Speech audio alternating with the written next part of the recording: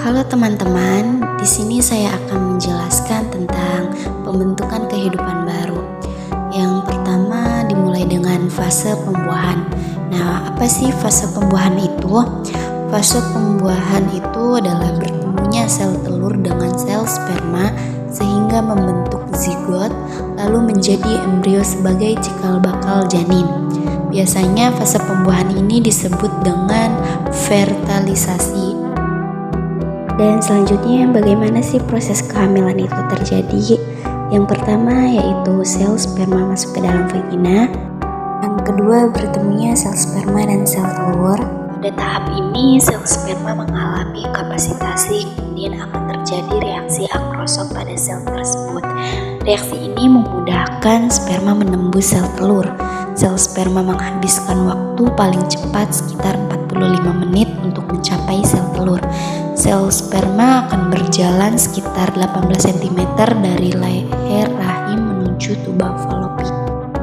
Yang ketiga, sel sperma dan sel telur bersatu. Pada tahap ini, sel sperma melepas ekornya, seperti mitokondria bertugas untuk melakukan pembelahan terhadap sel telur, sehingga sperma tersebut bisa masuk lebih dalam ke sel telur. Pembuahan sel telur ini membutuhkan waktu selama 16-18 jam. Dan yang keempat adalah aktivasi, yaitu respon sel telur terhadap sel sperma dalam pembuahan. Selanjutnya, pengaruh faktor bawaan dan lingkungan. Nah, apa saja sih yang mempengaruhi ketika seorang itu sedang hamil?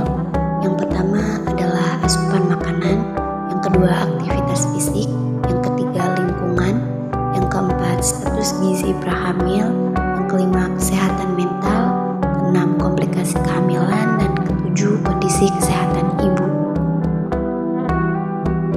Selanjutnya tahap perkembangan prenatal. Yang pertama ada tahap germinal. Tahap ini sering disebut dengan periode zigot atau nutha. Periode yang berlangsung kira-kira 2 minggu pertama dari kehidupan, yakni sejak pertemuan sel sperma dan sel telur yang dinamakan pembuahan. Hal ini akan membentuk satu sel baru yang disebut zigot, kemudian membelah menjadi sel berbentuk bulatan kecil yang disebut blaskosis. Yang kedua ada tahap embrio.